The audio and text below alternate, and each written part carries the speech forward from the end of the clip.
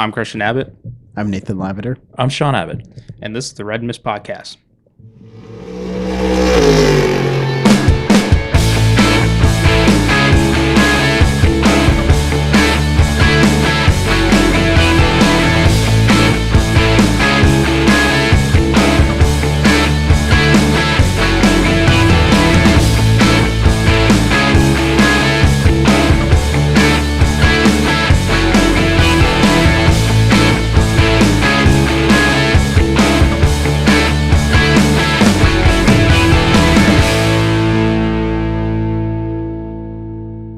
Hello, welcome to the Red Mist Podcast, Season 2, Episode 18.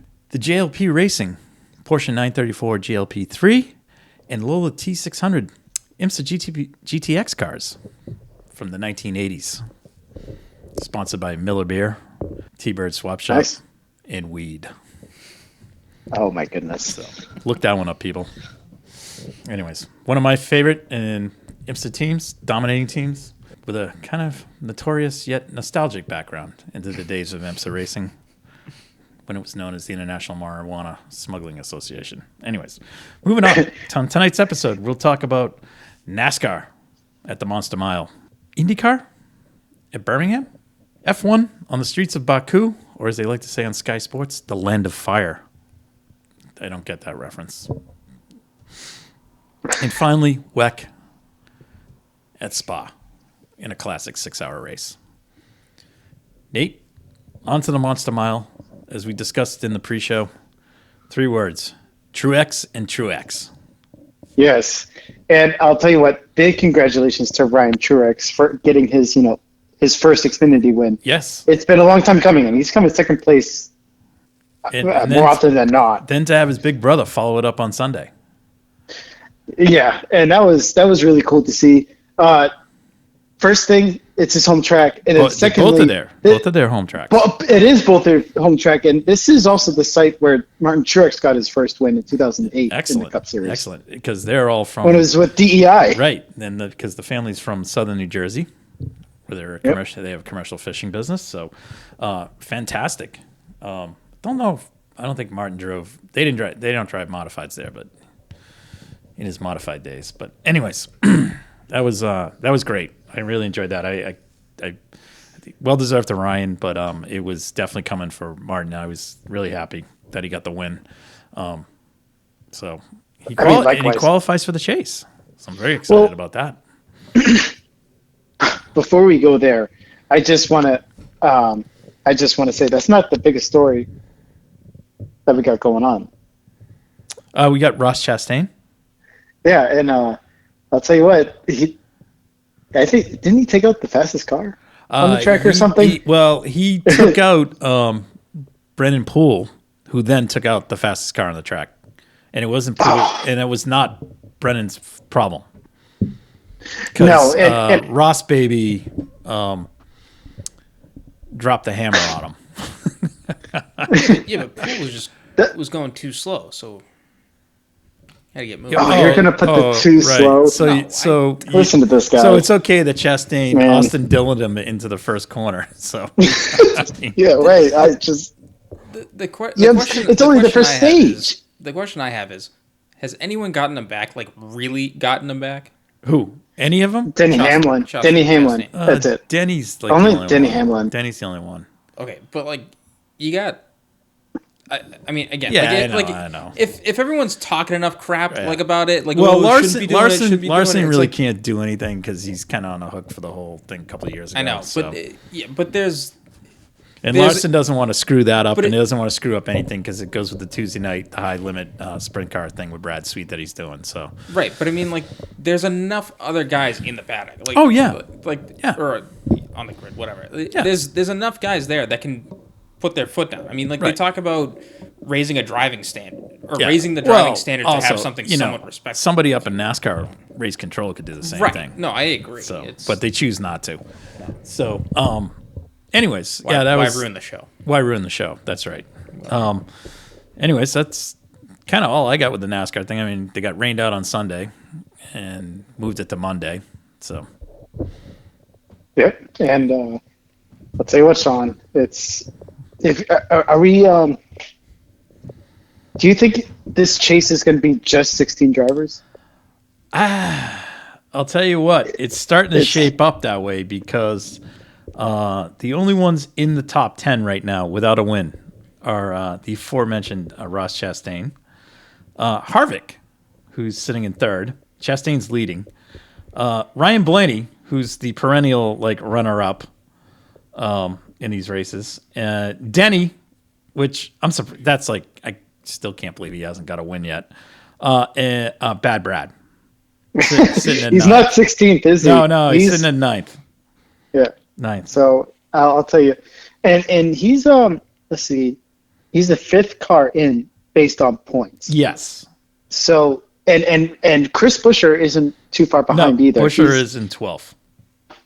Right. And so he takes, he's been getting points every week too. I think there's just been a real, change in the RFK or racing organization, because what's been going on is last year they were worse than mid-pack. They were off. And now at a track like Dover, where really usually whoever wins this race is usually a serious championship contender. And they're just getting really solid runs, and I really think a win's coming. They just got to. I got so mad at this. Does he do well? At Pit Road? Do they go to Michigan? Yeah, and I'll tell you what, that's Fred's home track too. Yeah, that's where Bad Brad runs well. So all right. So next week we're on to Kansas. Right. Yes, and I'll tell you what. If we were talking about this, I think it's going to be Kyle Larson. I know he's going to have the fastest car, right? No, but this is his this track is kind of his wheelhouse. He will like to drive the high lane, and I think do that. I'll say this. I think anybody with the dirt background. So we're going to go Buescher, Bell, Tyler Reddick. Those guys. Chase Briscoe, right? They could all sneak in there too. Did you guys make a bracket? I can see it. Huh? Did you guys make your bracket? What bracket for what? The Denny Hamlin bracket. What's the Denny Hamlin bracket? I probably butchered this, but they came up with Hamlin came up with an idea of an in-season championship kind of thing, where you over 5 rounds you basically do kind of like March Madness style, where you line up the top 32 in points. So, and then it's basically just whoever you're versing, whoever's first in the points faces 32 in the points, and then your race is just between those two. What? And then, why? He just threw it out. Okay. For, all right. All right. Okay. But I didn't see it. So. Basically, what instigated that? He was just talking on a podcast about. Was that his stuff. podcast? Action's detrimental. Yeah. Okay. All right. It was basically if you won your matchup in that race, then the next round you line up with whoever. He should take that to Formula One. Maybe they could use it. Maybe we'll get to that. Anyways, so we're on to Kansas. All right. So I think we're going Larson and a bunch of the dirt track guys, background guys. Yeah, I would say so too. Yeah. All right. Moving on to IndyCar at Barber. First actual terrain road course this weekend. Mm-hmm. Actually, the weekend was actually pretty good weather-wise.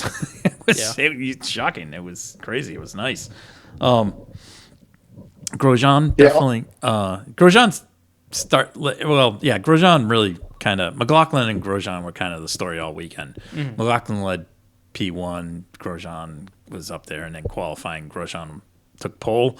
Mm-hmm.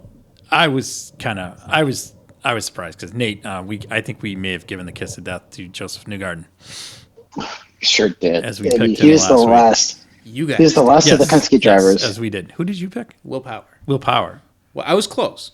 Well, we finished third. We were all on the right track of Penske though. Yeah. So that was... McLaughlin wasn't really confident about his chances. No. And I don't think he was blowing smoke. He was I realistic. think he was realistic, and it just the race kind of broke his way a little bit. So good for him. But Grosjean was definitely, I think Grosjean needs a little more racecraft with these cars. And to be patient on the push to pass button. Yeah, push the pass button because he definitely eats that up. Yeah. So he kind of gets the French mist, as they say. Well, I mean, in theory, if the race goes green the whole way, the way he uses push to pass isn't wrong. Right. But knowing that you might have a caution, you got to be a little bit more conservative with it. Yeah. So I mean, overall, outside of power coming through the field, the battle up front was definitely McLaughlin and Grosjean. Once they kind of got to the pit stops and that kind of straightened out, and those two were running 1-2. It was a great battle, clean battle. Some good overtakes and attempted overtakes. So really, really a good race until Grosjean really ate up the power, pushed the pass. The only other item of interest, I was waiting to see if Dixon was going to get an award.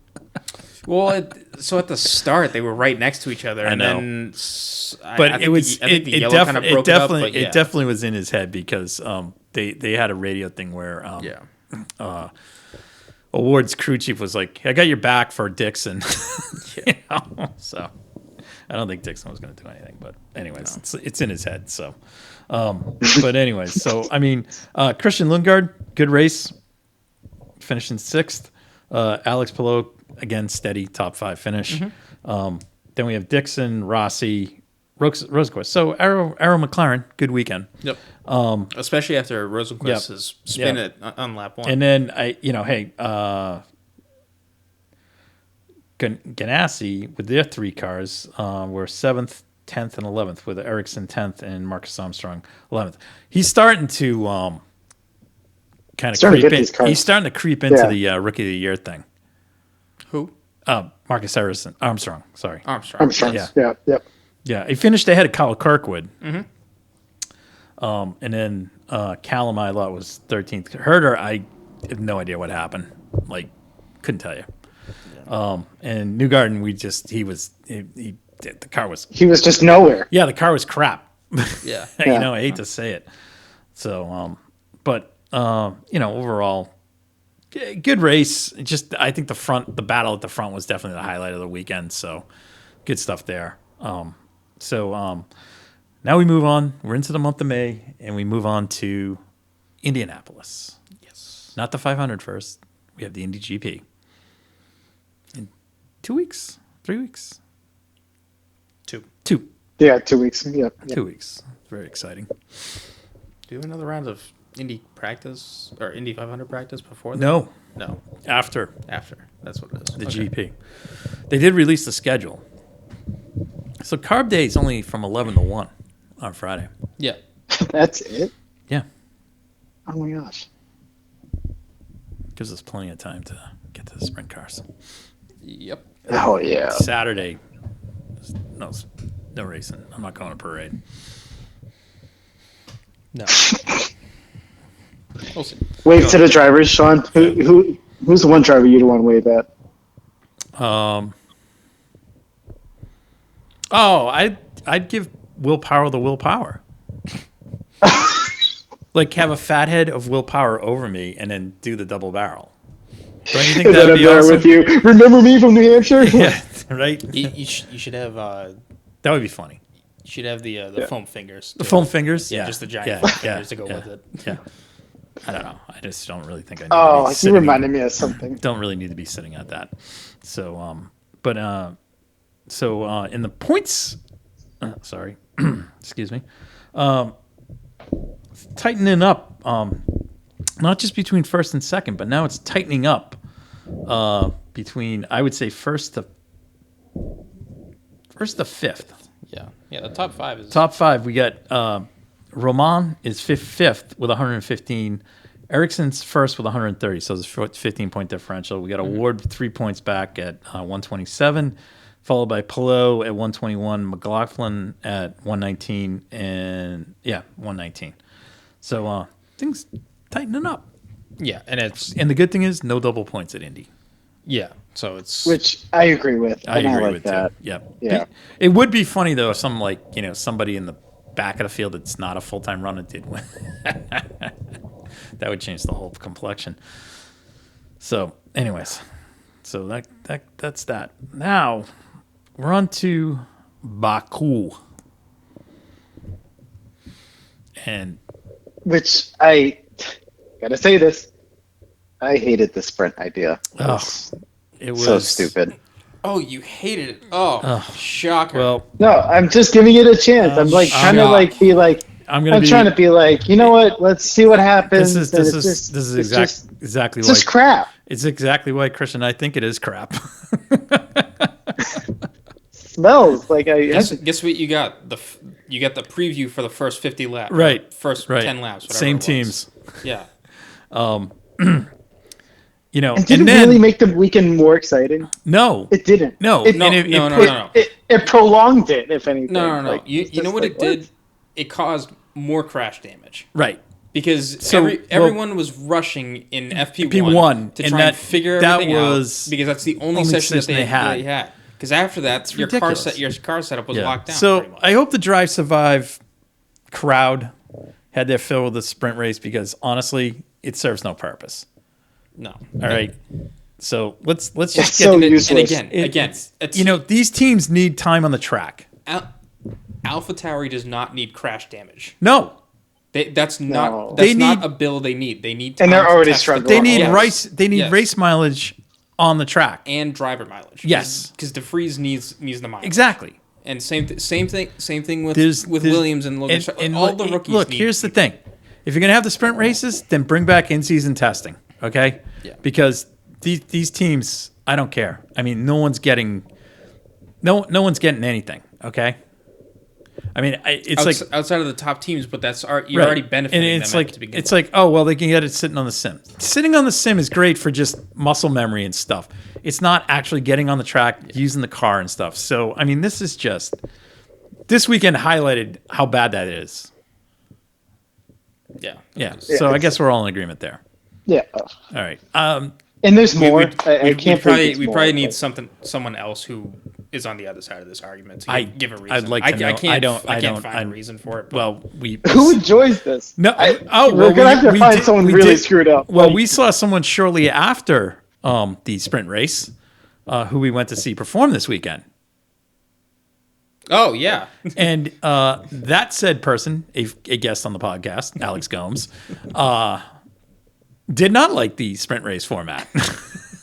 As said from the stage at One Pelham, East in Newport, Rhode Island, during his set there. So that was pretty funny. Is it One Pelham East or One Pelham North? I can't remember. Anyways, either one. It's on Thames Avenue. The only way, Sean, someone could like that is if they got introduced to F1 by Drive to Survive. That's it. That whole crowd. You can't. Yeah. Sean, Yeah. let me just put some sense into this argument. You're not going to open up a Formula One encyclopedia and go like, oh, there should be sprints. Like, what are we doing? I can't get the mohawk out of my head. I know. Anyways. Sean, I'm starting to morph. Nate. Turn into it. Yeah. I mean, this really starting to get a lot of anger. It's just, I'm really starting to I'm getting sick of the see now with Drive to Survive now, the Red Sox fan base, the Pink Hats, which are the Johnny Come Latelys to Red Sox Nation when they started winning World Series and stuff. That's what this is what Drive to Survive reminds me of. And I mean, we had the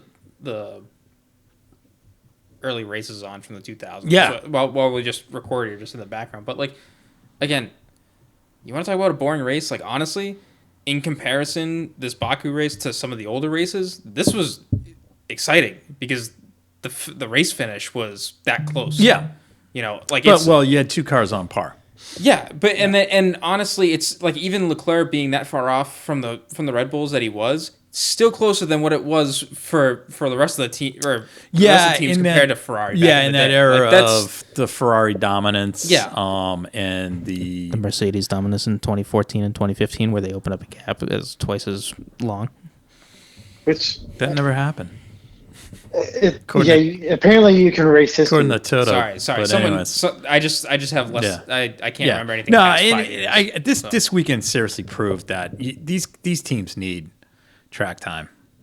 And here's another thing. I didn't realize this. They actually shortened the DRS zone on the front straight.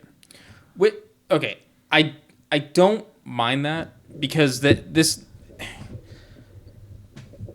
I didn't know about it. I don't. Yeah. I mean, again, I couldn't care less about DRS. I know. I know. No, I know. I know. Right. I know it doesn't. And in case in offer more point, passing, but like this weekend this showed how ridiculous DRS is, because as soon like Leclerc was a sitting duck all weekend. No.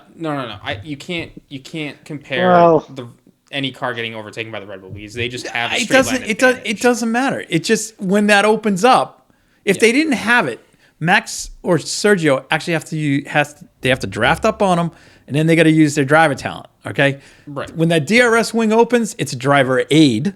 Yes. Okay, and Leclerc was just like he was a sitting duck. There's nothing you can do. It's just you can't defend it. You can't defend it. It just and I'm just saying, if the Mercedes caught the Ferrari and got the DRS, it was going to go past them too. Yeah. All right. But it just was, I don't know. Anyways, I'm not a big fan of that track. Period. Yeah. I've never, like the first year, it was kind of cool because they had the little castle section and the big long straight. And then it was like, oh, this is like a really bad race. Like, there's just not that. Well, there's no, outside of not like, a passing zone. Outside of when Danny Rick and Max get into it, but together. Or Lewis blows it on the restart. Well, that wasn't really his fault. I mean, that was that braking issue.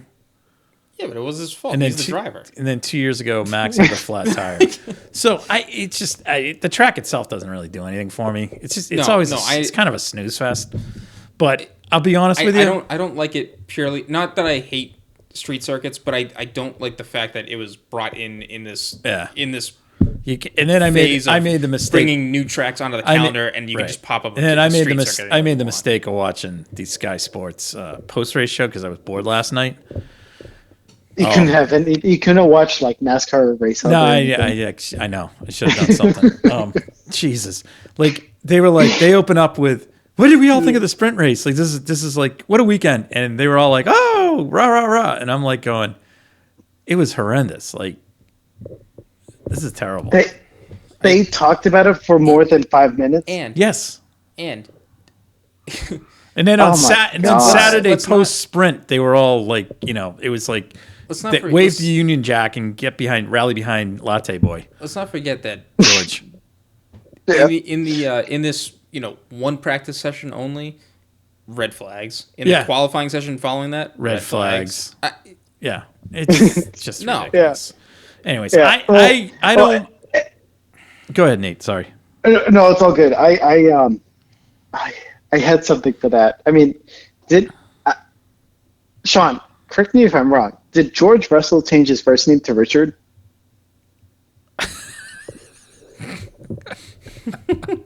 Because I remember, I thought I heard something over the TV when I might have. I don't know. When Max, Max speaking Dutch or French? I don't know. I was trying not to. I didn't want it to go. I don't want to really talk about it. Yeah, fair. I was just because this is just what you get from a sprint. It's stupidity. Yeah, it's stupidity. Well, exactly. Okay. And this is what Max is trying to point out. This is just dumb. Yeah. I'm not going to say that Max was in the right either, because when you are racing side by side, shit like that will happen. Yeah. And it's not like Max can't say that and be a total hypocrite. Right. When he says that. No. But the thing is with Russell, it's this consistent. Well, I had the apex, dude. You had the inside of the apex. You didn't have the apex because Max was at the apex at the other side of it because he was giving you room. It's just regardless. This is the problem I have with like this. European style mindset of driving. I know. I'm like, just give space to the guy on the outside. I don't. Yeah. I'm not saying you like have to let everyone there on the outside all the time. But like if they're significantly alongside you. But here's like, the thing. You can't just ignore them. Here's the thing. Max couldn't go to the inside because Checo was sort of there trying to get to Leclerc. Yes. So if he couldn't pinch down because he knew Russell was coming. Right. So he held station. It doesn't mean that Russell all of a sudden decides, oh, I got the corner, because he didn't have the corner. And then he uses the old karting analogy. And I'm like, you know what? Go back to karting. You know, seriously. you know what, Nate? That kid I've had it with. He is such a pain. I'm there too. I'm just gonna say I'm glad I was not on the Russell bandwagon. Yeah, he's just don't again. He is such a pain in the ass. Sorry, He is. He's quick. I'll give him that. He's quick only because he's in the Mercedes. Well, you know, Formula One is all about the car, not the driver. Whatever. We'll see. You know, if Lewis decides to hang it up and Leclerc goes there, we'll see. I'll be rooting for Leclerc. Not to win, but just anyways. But anyways. Between the two drivers. Anyways, I didn't really want to go there and talk about that because I had to. I had to. Well, it was. It's just what you're getting out of these things. I hate them. They're so stupid. Right. And my only thing is with Max, just let it go. You know? Yeah. No, and that's what Christian and Max's engineer are like, hey, let's not worry about it. Let's just go. And Max's point was, well, he caused damage to the car. Fair point. Yeah. Okay. Unnecessary damage. Unnecessary. Not just damage. Yeah. So, you know, but other than that, I mean, all this weekend really did was prove that Perez is a very good street racer. I told you last week. And that's all. And I'll tell you. Yeah. He does well. Actually, hold on. I need to pull up a stat. You guys just talking. There was a meme out there. Nate, he does really well. So I have no problem with that. Monaco, Singapore, what's next? Oh, Miami. Actually, Miami next week. I mean, I know Miami's not. That's call it what you want, but I mean, it's a street circuit. It's a temporary circuit. That's kind of a hybrid type circuit. Yeah. I did this stat I did hear. With that win, did you hear it on the F1 TV broadcast? I think it was on that one. Good. With that win, Perez now has a total of 6 Grand Prix wins, of which is one more than Leclerc. Wow. And on this of other drivers other F1 drivers who have 6 wins, he is now level with Ralf Schumacher, Riccardo Patrese, Gilles Villeneuve. Gilles Villeneuve. Come on. Jochen Rindt, John Surtees. So he's in that realm. The only difference with that is that Jochen Rindt was longer schedule. Rindt his career was cut short, and he did win a world title posthumously. And Gilles Villeneuve was completely cut short because he was hitting a stride with Ferrari. So, like back in the day, Patrese was driving. Patrese was always the erstwhile second driver. Yes. So I'm just who was the other one? Jochen, was it Rindt? Jochen Rindt, John Surtees. Okay. Tony Brooks. Oh, Tony Brooks was good. But that's back in the 50s, 60s. I understand. Like, there's a count. No. I'm not talking. But again, here's in the books. So he's there with that. If he gets another win, he goes with the 7-time winners, which are Rene Arnoux and Juan Pablo Montoya. Oh, JPM. Yeah. Oh, there you go. So just on the point side of the fence, Red Bull. It's a Red Bull 1-2 in the drivers, but Red Bull runaway in the constructors. Mm-hmm. Fernando, again, solidifying third position with a fantastic drive, even to finish fourth. That's very nice pass as well. Yes, very nice. So good to see. Sir Lewis, this is fourth. That's a very quiet fourth. Yep. Which is good. Yep. Because his mouthy teammate is in seventh. Mm-hmm. Okay, so this is awesome. And I'm no fan of him, but Stroll's 1 point behind him. So Well, Stroll beat him too this week. I mean, yeah, he did. I know, but The only reason that was with the help of I guess Fernando. on my favorite driver list, I think Stroll has eclipsed Russell. Russell, yeah. So I can Yeah. agree to that. yeah, so that just Russell's definitely moving Yeah. into most hated driver in the F1. yeah. I mean, who else do you? Like, It's him. Like it's him. Then Stroll. I can't. Well, but the thing is like, I can't even be mad at Stroll now because he really hasn't complained. Well, he really hasn't. Well, he also- let's put it this way. Not yet. He got lucky at the first race because if he punted Alonso out of that race, I agree. this whole thing would have changed around. Okay. Yeah. Secondly, he got lucky when he came back from getting hurt. Was that the same weekend he got hurt? The first race? Yes. Well, he came back. Yeah, with His first race. Yeah. Yeah. So I mean, overall, he's been very lucky. Okay. Yes. Had he went out there with the risks and caused a problem, that would have been one thing. Had he punted Fernando out of the race, don't want to know Right. what would have happened there. Okay. So I'm not going to go down The that whole road. country is So, Spain would declare war on Canada. But Russell has now definitely eclipsed him as most unlikable. Yeah, Unless I'm on the Sky, at least for me. unless I'm on the Yeah. Sky F1 broadcast team. Right. Yeah. Well, Okay. right. I mean, imagine who they may want to cheer for each week. So, Who is It's any Lando? any British driver. actually, Yeah. quiet but strong weekend. McLaren. Yeah. So that was a good turnaround for them with some updates that they've had on the car. Apparently, they're this upcoming week at Miami is supposed to be where I guess they're supposed to really shine. But yeah, I mean, good weekend for them. So not at the back of the grid like they were the first couple. So all right. Speaking of F1, there's some F1 drivers went across the pond to our part of the. Oh, on Well, their way over Come to on. yeah. Well, I mean, the next Grand Prix is in Charlotte. Miami. Yes, but it just so happens a few states up Yes. is North Carolina. But I gotta ask this. All right, these are just the questions I have in my mind.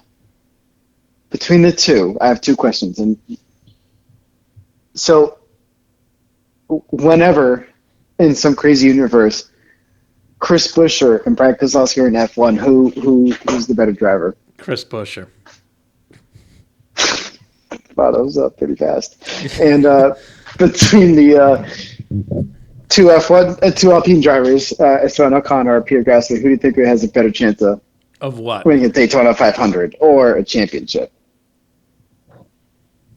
Neither. If I had to pick one, It's a crapshoot anyway. Gasly. maybe Gasly, Yeah. but Gasly. I would say, Gasly. Esteban Ocon crashed more, I think. I got a question. This came up over the weekend because I used to be a fan of Landon Castle.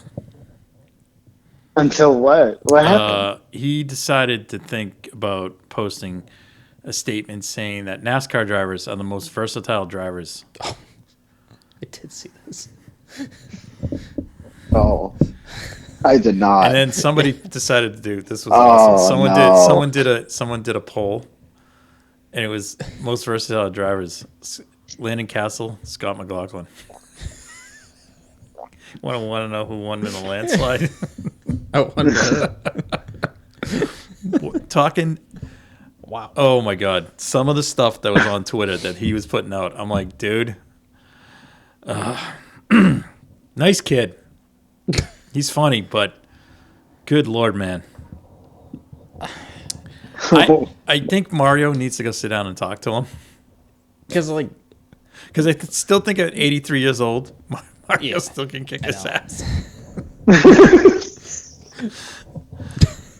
I'm like, so you know what I'm talking? Like, you saw this? I Or only you heard I only rumblings about no no this? no no I only saw it because it was either Rossi or McLaughlin had like Oh, Rossi responded to it. Rossi, One Rossi, of the two. I think McLaughlin actually responded. I think. I'll find it. But Rossi, this is going to be. Oh my god!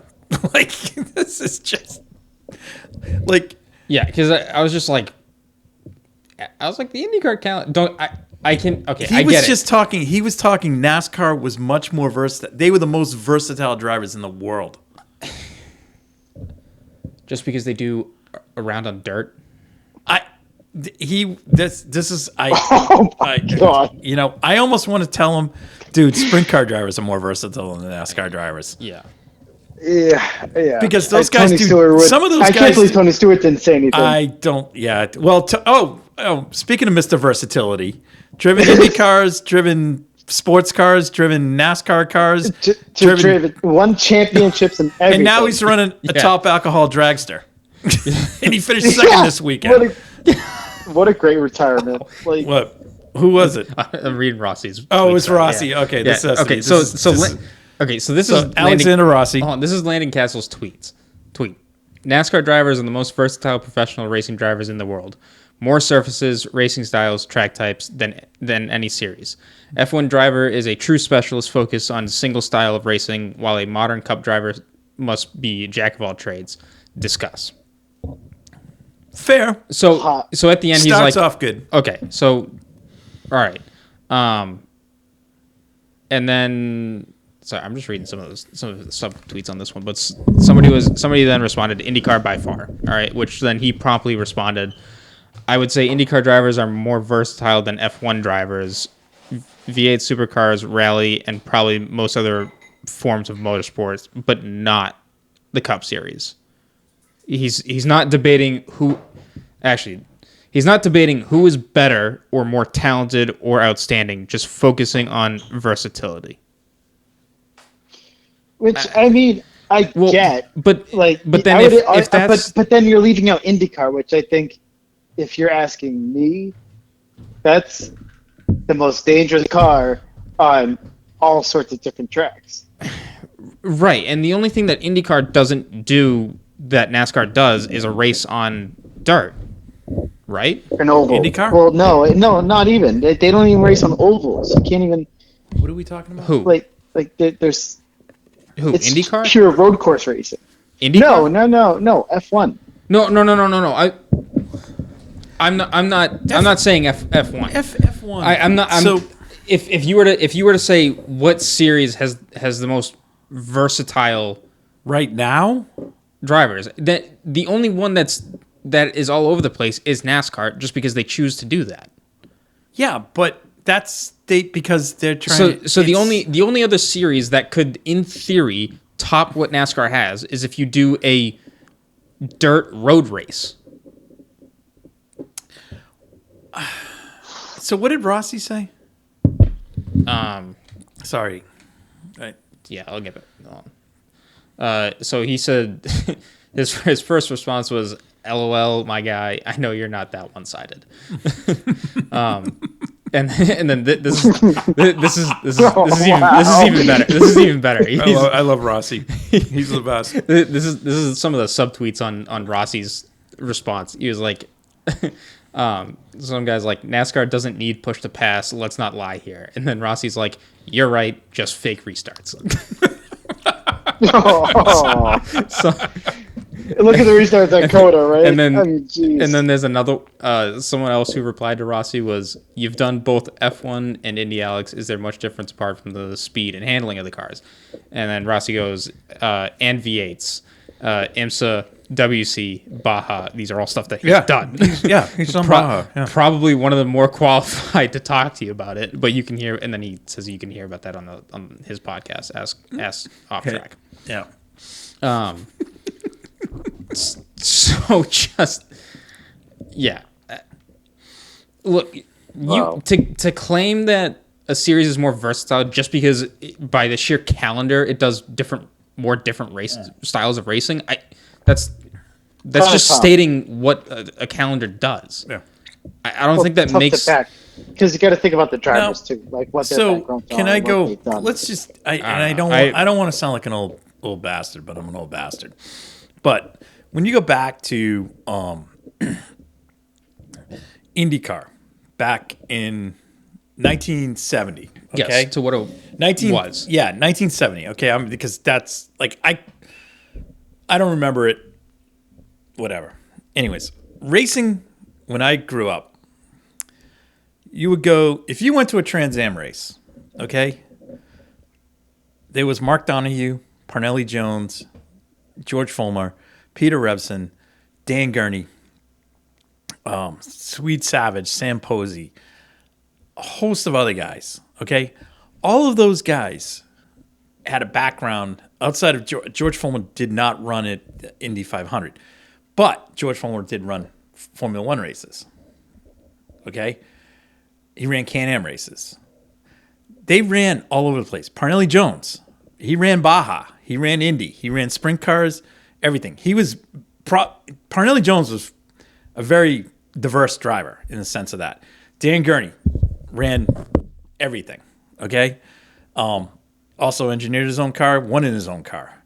Swede Savage was protege of Dan Gurney, Formula 5000, IndyCar, all this stuff. Donahue, same thing with Gurney. Peter Revson, same thing with Mark Donahue and Gurney. I mean, so those guys, that was just in Trans Am.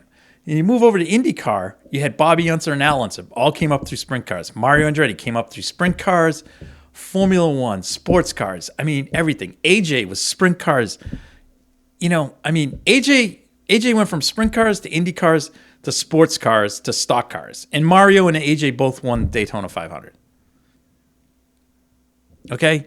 So when you want to talk diverse drivers, that's diversity. Well, no. He's not talking diverse. He's talking versatile. Versatile series of drivers. Because if I'm going to talk versatile drivers, I'm going to say he's wrong. Sorry, yes. He's talking. NASCAR drivers are the most versatile professional drivers in the world. That's BS. And he's not talking. Again, just to clarify, he's not talking who's better, more talented, or outstanding. He's just talking that NASCAR the drivers in the series are more versatile than other drivers.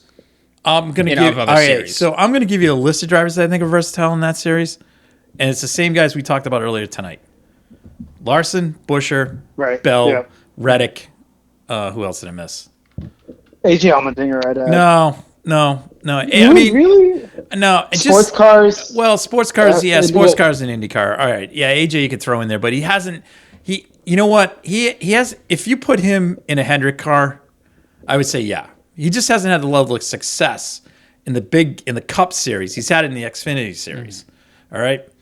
But if you look back in NASCAR, like in 2008, okay, that was probably when it had the most right now diverse schedule, with drivers, because Dario Franchitti, Sam Hornish, but those JPM, guys, all those guys were in it. They were in it. They were not good. Okay. The only guy. No, they weren't. JPM was. No. Hold on. They weren't. No, I said they were. You guys are getting Tony Stewart was the only good one. This is not the point. The point being is he's talking diverse drivers. The most diverse driver in NASCAR recent history is Tony Stewart. His argument is most versatile drivers. So you have to look at the whole grid. I'm looking at the whole grid, okay? The versatility of everybody else on that grid, none of them, like Larson and those guys, Larson's won the Daytona 24 hours, okay? So, I mean, the case in point right there. Chili Bowl. Yeah. So when I'm looking at that, I'm going, that's a versatile driver. When I go back in time to the Indy 500, okay, and I'm talking old school IndyCar racing, when you look at Mario and AJ, okay, just to name a few. You can go Al and Bobby Unser. I mean, there is so many guys back in that day. They ran sprint cars. They were doing 900 different things in a season. That's versatility. Okay, no one on that grid in NASCAR outside of the guys that are hardcore dirt guys. Those guys Bowman's another one, and he's out because he hurt himself. Yeah. But those guys are versatile because they'll go out and run other stuff. Okay, I don't see Bad Brad going out and run anything else. No. No, and I'm not picking on him. No. Well, But the you only are, other thing he's done is Huh? I said you are picking No. on him, but you, Well, you know. well, No. that's a good example. No, but like It is. Denny No. Hamlin, Denny, same thing. I'm Denny Hamlin. I'm not picking on these guys. No, but that's what they're doing. but if you were to create this fantasy we went off calendar, topic tonight. Holy crap! if you were to create this fantasy calendar, I wish I brought this up like next week. touched every single bit of racing, right? And then you took the grids of each different series here's the thing. and had them all race and who had the best. Here's the thing. Landon sucked us into his web. I know. Okay, Yeah, it's fair, but hopefully he was just putting it out there to stir up the pot, which is fine. But I did find it amusing that it was like McLaughlin and Alexander Rossi were kind of responding to it, and again, I think two people that can respond to it. I don't want to mix errors and stuff. I don't want to I'm gonna get yelled at because it was centuries ago and stuff. But I argue that the guys that ran Indy cars in the 70s and 60s were far more versatile than the guys that run Indy cars today. Absolutely. Yeah, I mean, and I'm not knocking the field. No, and it's. I think the biggest issue with today is the way all the calendars are structured. Yeah, it's full commitment, so you can't really jump around to each thing. Like what Larson is doing next year for the 500 in 2024 is that's what you wish you could see more drivers do more often. I like to see that because it does show that you can be. But back in the day, you had guys. You had Mario. Ferrari would come up. Mario, we're running a third car. Come run. Yeah. Mario would go run the third car. Yeah. I mean, stuff like that. Bobby Unser ran a third car. For third car Ferrari. Yes, they did do that, and it didn't have to. It sounds like a really easy way to expand the grid. It was, and you could just rock on up at a race and not worry about it. Bobby Unser ran Formula One races. I mean, this is what. That's why I really enjoy that's what made me think of what a race car driver was. Somebody that drove everything. There was Formula One. There were Formula One specialists. There were. A lot of them were Jackie Stewart. Well, no, I shouldn't say that. Jackie Stewart came over here, ran Can-Am. Jackie Stewart in Europe ran on the Ford Capri touring cars team. I mean, so I take that back. So these guys, because they had to make a paycheck. Yeah. So, I don't think the NASCAR. I think there's a select group of guys in NASCAR that are versatile, but not the whole. No. Yeah. No, and I would probably say that if I went to, I would probably take a lot of the IndyCar guys and say that they could run a lot of different races. And they're not going to be able to run NASCAR, okay? Because NASCAR now is morphed into, because of these specialized cars now. They're not. It's not like back when Mario ran. They were wide open, okay? But or AJ ran. They were wide open.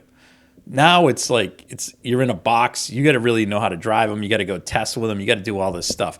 I mean, granted, I love Trackhouse brings these guys in, but it's tough. These guys come in on one race, I mean, if it's Van Gisbergen who's coming to Chicago, it's gonna be tough for him, So, not confirmed. But anyways, now that Landon Castle has blown up the podcast, right? and in a good way, I like 3, 2, 1. 3, 2, 1. Boom. Let's just quickly move on to WEC. By far, I thought that was the best race of the weekend out of everything that we watched.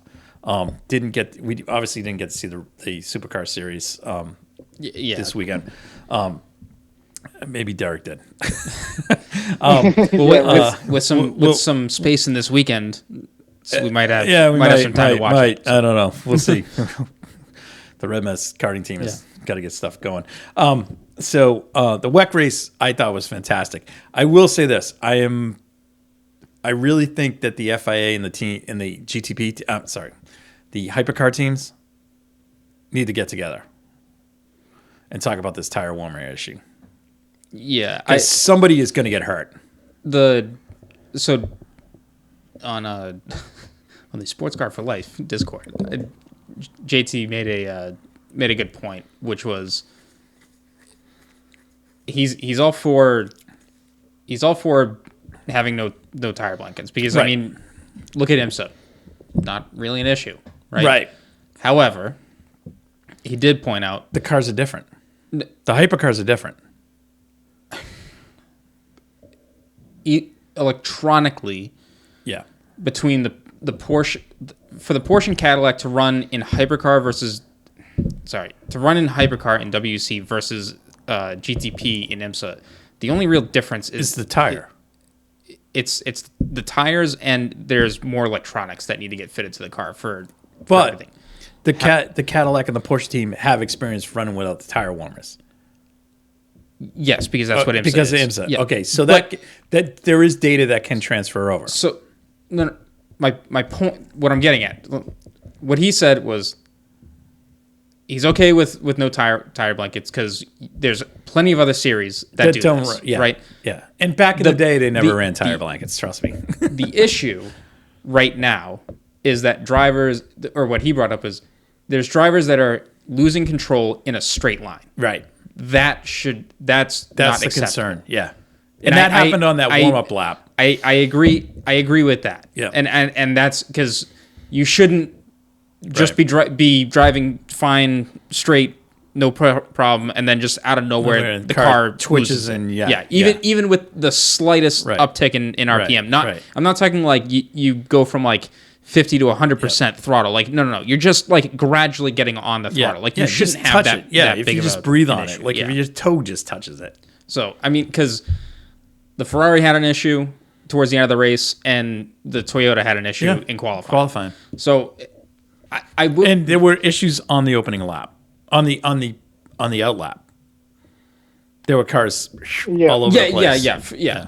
I didn't see many LMP2s or GTEs. LMP2 on the opening lap when they went down the straight and they came up the top of Eau Rouge to Radion, the United Autosport car went right off. Okay. Same thing. Guy just went to he didn't go to dump the throttle. He just went to get back on it, and the car snapped left. And he fortunately saved it, but he did nick the fence and wipe the end plate off the nose.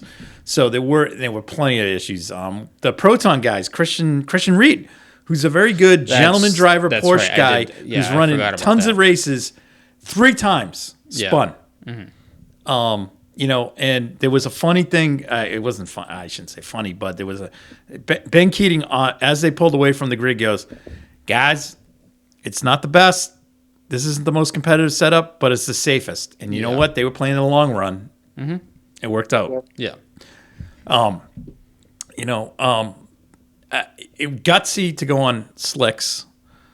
I think Cadillac split the strategy, but a reason I think they split the strategy is they had the data from the IMSA team. Yeah. With the so did Toyota. Toyota split it, but they don't have the data that the IMSA guys, that the Cadillac guys did, or the Porsche guys did. Because don't forget, Porsche guys. So those guys, IMSA don't run with tire blankets. Yep. Today. Today. Like with today's rule set. Yeah, I don't remember them ever running with tire blankets. Anyways, I don't remember ever. No, they didn't, because when we go to Lime Rock, there was never any ovens there. So I've never seen IMSA run with tire blankets, to tell you the truth. No, fair enough. So WEC has always run the tire blankets. So which is when Corvette goes to Le Mans back in the day, they were like, "Oh, all right, we got this thing going." I'm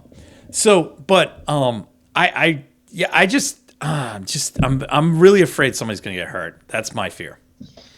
Well, the Cadillac went off pretty hard. That wasn't tire related. All right, I texted you guys and said Van der Zandt should have been fired. But No. Well, only because Renger's had some offs. Yeah. And actually, him and Bourdais haven't been exactly the consistency I think that Ganassi wants. But anyways, after finding out that he clobbered the curb and then the power steering cut out. Yeah. Anyways, that was a big off. That's a write-off. Fortunately, he got out of the car, no issues. That was good. So that was good. But it's just sketchy. the cars are sketchy. The guys in the Ferrari are like, I get the front wheels to hook up, then the rear wheels don't hook up, and I think it's all how the drives connect. It's just weird. But overall, the race itself, I mean, it was a great race. Yeah, the race in general was fine. I mean, typical Spa weather. Yeah. You get there. That's why light rain, misty that's conditions. That's why I really want to go. Now I'm like, I almost want to go to Spa more than I want to go to Le Mans right for my next race. Yeah. Because the track is amazing, but but it was crazy, crazy. I think they had like 72,000 people there that weekend. It was this was, they said, the biggest crowd they've had. Yeah. Which I think a lot has to do with the fact that people probably couldn't get tickets to go to Le Mans. Mm-hmm. But there's probably a lot of people that are going to Le Mans and were able to I can go to this too because you're there. So I mean, it was crazy. People can go, well, Toyota finished 1-2, blah blah blah. Again, they have a year head start on everybody. Okay. They rebounded. Mm-hmm. Secondly, they rebounded from having a car that was binned out in qualifying, that started dead last, finished second. Yeah, good on them. Mm-hmm. Ferrari, sadly, one of their cars crashed out.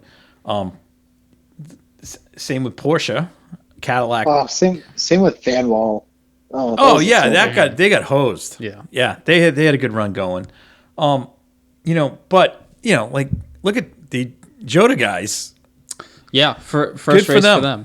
First race in hypercar for them. First race in hypercar in that condition. Yes, and they finish sixth. Yeah, good for them.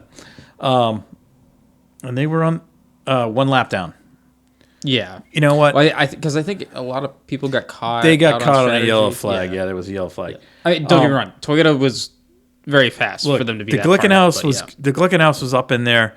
The problem was the weather and the changing conditions and the yellow flags caught people. That's endurance racing. Yeah. All right. But I mean, again, you look at how many issues that everyone's having, and I'm not glad that some of the issues are outlet tire issues. Who's our correspondent in South Florida? Huh? Who's our correspondent in South Florida? Oh, Matt Katarski. Yeah, Matt. Has Matt stopped waving the Polish flag over the weekend? Oh my God, Robert Kubica and company. Yes. They won. Yes. That's right.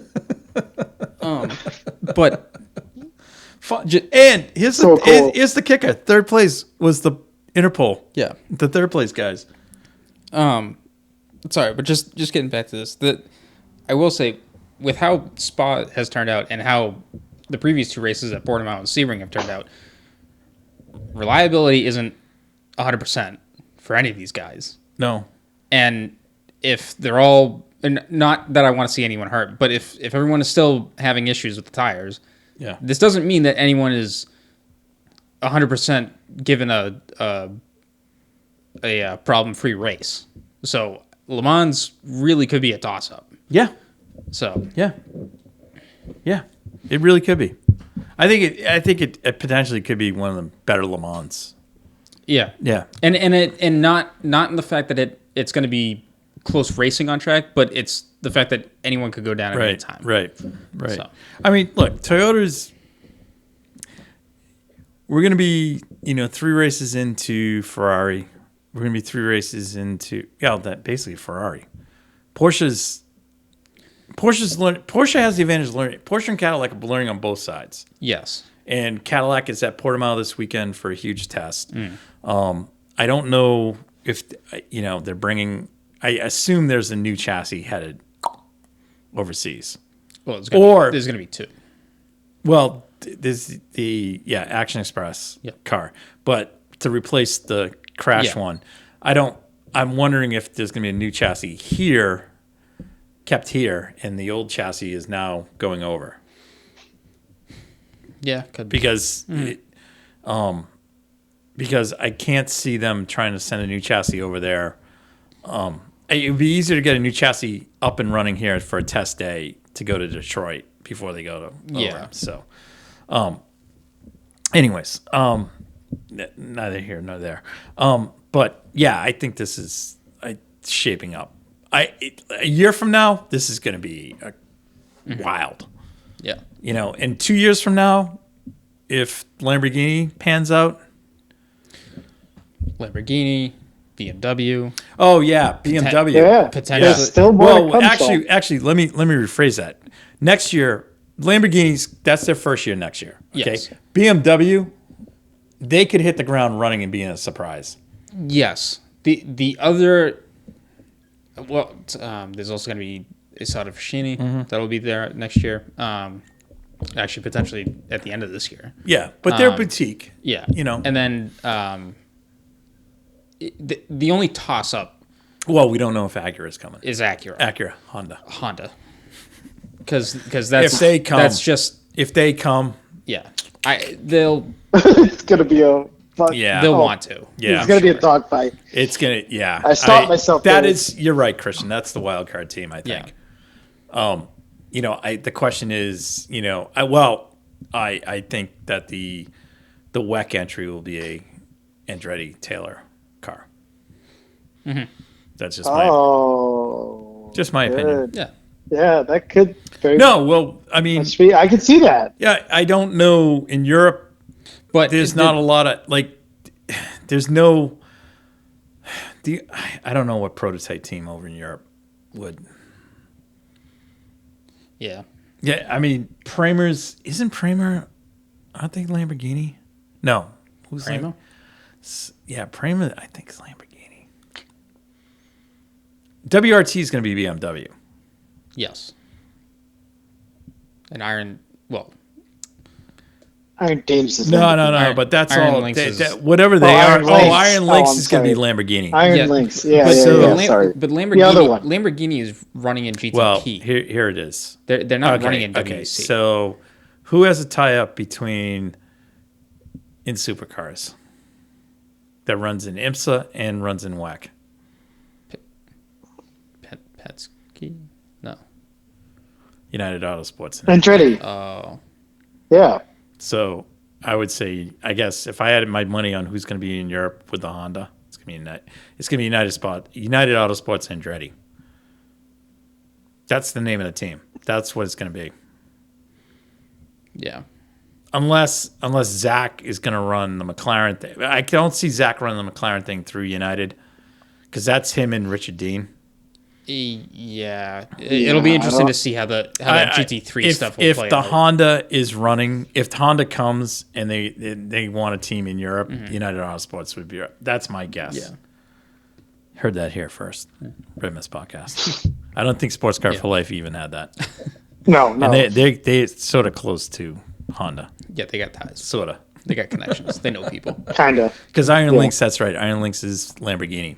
Yeah. But, and just to clarify, Lamborghini is going to be running here in the States. Right. First. Yes. Yes, because it's a GTP car. Yeah. Then they will. Yeah. Same as BMW. Well, BMW will be there next year. That's their plan. Yeah. BMW is going to get a win this year. They have. You know where I swear to God, you know where they're going to win? Mid Ohio. No. Oh. They don't go to Mid Ohio. I don't think they're going to win in Ohio. Watkins Glen. I guarantee. I swear to God, that's my feeling. They're going to win there. Well, I just watched IMSA's Win the Weekend. And Oh, did they have the newest one on? yeah, they got the newest one today. Is that from Long Beach? Yes, Long Beach. Was it? It was Marshall, Andy, and Bozy. Yep. Was anyone else on? I thought they had one other guy, but they kind of talked with Pipo. Pipo Durrani Pipo, yeah. and Nick Tandy. What are they? They're all saying like BMW. No. They were just talking about they kind of focus more on like because people just became a dad, so they were talking about that kind of stuff of racing and family. Gotcha. But anyways, the WEC race was I thought it was the most intriguing race. But the interesting point out of that out of this latest episode was the fact that BMW has finished second in Long Beach. Yeah. and then they finished Third, second at Sebring. Sebring. We're out of the ballpark at Daytona. Yeah, which We knew it. Like we were like you and I were talking, and but we were talking that was just gonna be a huge test session for them. Yeah, but 2 strong results in what not in the sports cars, but Scott McLaughlin said all you got to do to win a championship is consistency. Finish consistent. Yeah, that's so far they're doing a pretty decent job. Yeah, and I'm sure Bobby Rahal is really Yeah, ecstatic about that. So that's good. Couple things from WRT, obviously Kubica got the win there and LMP2. In GTE, are we calling it? Is it GTE? GTE AM. Amateur. So I like when you say that. So it was actually, this was kind of cool. So the EF Corsa guys and gals finished first. And the most interesting thing about that was Lily Wardock, who is a French driver signed by Ferrari, was in that car, and they finished first. And Lily became, is it Lily or Lila, Nate? You're French. Was it Lilu? Lilu? Lilu. Is it Lilu? Sorry. Can I call her Lily? I like Lily. It's a good name. But anyways, she became the first woman to win a WEC race. Is that correct? Yeah. Yes. That's awesome. Which surprised me. Which surprised me because I swear to God, I thought the Iron Dames crew won a race. Well, it was the LMS. Prior to even that, I thought Christina Nielsen would have had a win. Yes. Yeah. IMSA champion. Yeah. So and honestly, there's been other women that have driven in WEC before that, but more so on not on a full season schedule, more so on a one-off type schedule for different races. But that was awesome. Yeah. But second place. Talk about consistency. Talk about consistency and talk about. This is why I love Corvette racing. You throw anything at them, these guys will figure out a way to somehow get points and finish a race and keep themselves in the points lead. They were thrown a weight adjustment prior to the race, and it was more success ballast than anything. They have won the first 2 races.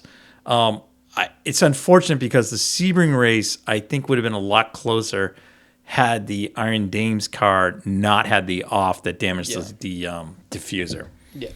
Had that not happened, that race would have been much closer. Much closer. And I'm still quite not sure why they got the weight, because the Ferrari and Corvette battle at the end of Portimao was fantastic. Yeah. So good on the guys from Corvette, Pratt Miller. I mean, these guys, love them. Unlike Ford.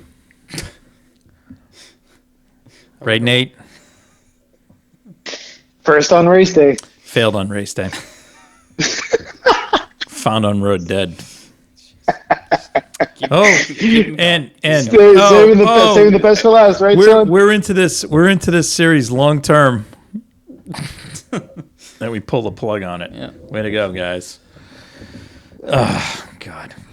They're still hanging strong in NASCAR, though. Yeah. You sure are they really Fords? NASCAR. No, they're not Red Bull power plants. All right. Yeah, powertrains. So, and then third was. I thought third was the Iron Dames. No, it was the Aston Martin guys. Michael Dinan and those guys.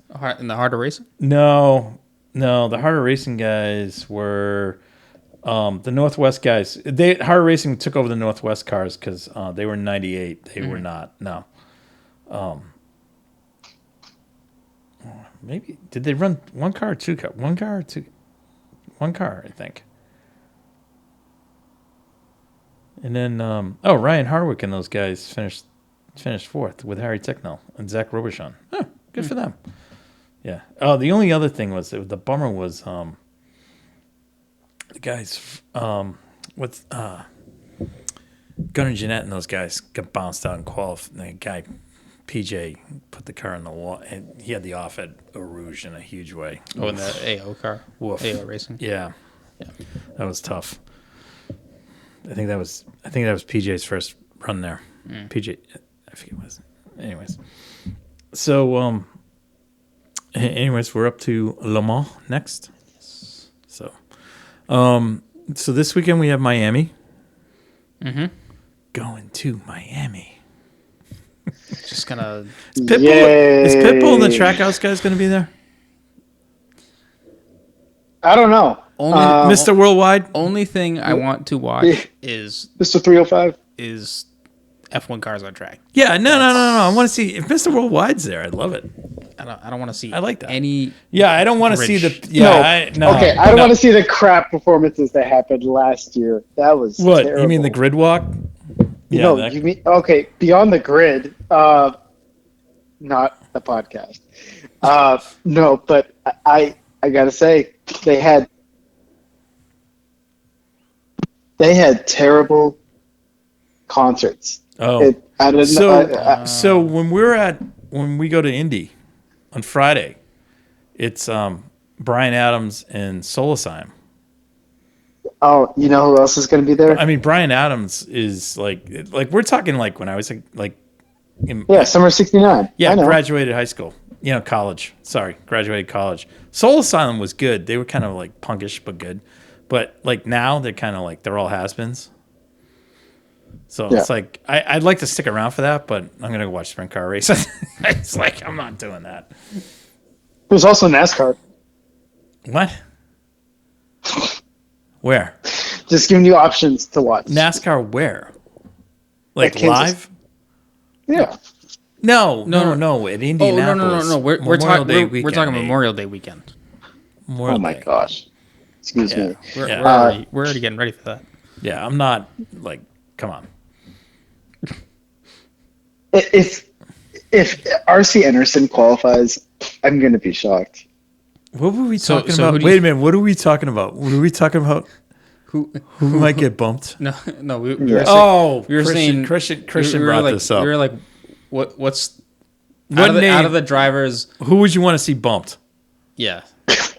Besides RC Anderson, because no.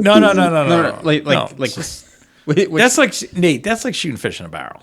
Who would you want? It's basically like who out of that field do you not want to see win the race that you would hope get bumped so that it would be comical that they got bumped. Yeah. I have mine. I have mine too. Who's that? Graham Ray Hall. Oh, damn it! Oh. You know what? I told Christian that the other day on the ride home, and then Christian goes, "Yeah," because he thought Nate was going to say Santino Ferrucci, and then I said that. I said to Christian, I go, "Yeah." The unfortunate thing is Ferrucci actually runs good there. I know. Oh my I'll god! tell you what. Oh my god, Nate, that. Great minds think alike, right, Sean? Oh my god. I could see it being either him or Jack Harvey. I hate to say it. You think Catapino misses it? No. Yeah, it's Jack Harvey gets his first interview after a race. Like I don't. The Juncos guys seem to know what they're doing there. The only problem, the only one. Although I will say this, it depends because Callum had a crappy practice day there. So if they can't get that car any right, laps in. If that car doesn't work right, he could be out. Okay. All right. Well, like Anderson and those guys, I don't. We're also one test day in. Yeah, I know. It's not two test days. I know. Because he could have bounced back because they were gonna. The car was going back to the shop and they were putting it back on the rig and gonna do their thing. All right. So, anyways, that's enough for this. So this weekend, Miami. Yeah, Miami and NASCAR. Okay, Nate, let's have your pick for Miami. A winner and a dark horse. All right. Or are we going to do top three? If you can do it quick. Yeah. If you can do it quick. I'll do. Rattle them off. Yeah. Look, it's going to be Verstappen. Okay, he's back. All right. You're going to see Perez and pretty generic. I think you're going to see Charles Leclerc get back Okay. on the podium as well. I like that. And then my dark horse, I think given McLaren's, recent points, I think you're going to see Lando Okay. I like kind of that. get some points. So I like that. let's see what happens. Okay. You want me to go? Yeah. I'm gonna go Max. Okay. I'm gonna go Sir Lewis. Okay. And I'm gonna go Fernando. Alrighty. And your dark And horse? my dark horse is gonna be Carlos, Alright. Mr. King of Spain. Junior. Yes. Well, Latte boy. No, that's not. No. You're wrong. let's see. I can't pick Max, otherwise that'll be commentator's curse. So I'm going to switch it around, and I will say Oh, Leclerc, Sergio Perez. Ooh. and Ferrari Oh, Like it? knock off Red Bull because they were strong Yeah. last year. Yeah. So they were good at that track. Look, I guess as a Ferrari fan, I'm still hopeful, which is always, just Yeah, It's wishful like we don't thinking. hate the drivers. no. I don't. just- I don't hate the drivers. I don't hate the team. It's just It's just It's just- bad karma. yeah. It's Ferrari things. Yeah. But yeah. So I think Leclerc will sneak up, get a win. Because there's long straights, but they don't dominate the track like Baku. So Yeah. I think It's a little bit more or I think less. Ferrari can hold their own Okay. a bit better.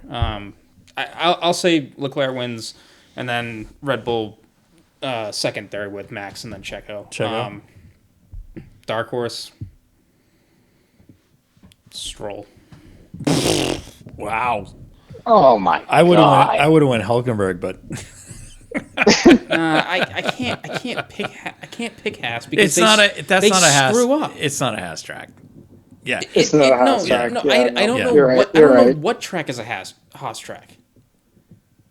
It's not even like a straight line track. What are you yeah. saying? We need a shake up there? They need us on the pit wall. No, it's they. They would love us. I don't. I would be great. I know what they try and I know they try and like play the opposite strategy, but it never works for them. It doesn't work. I know. And They then- always. I know. And then when it theoretically would, they shoot themselves in the foot, Right. and one of the drivers hits someone. They're like Ferrari light. They are. Yeah.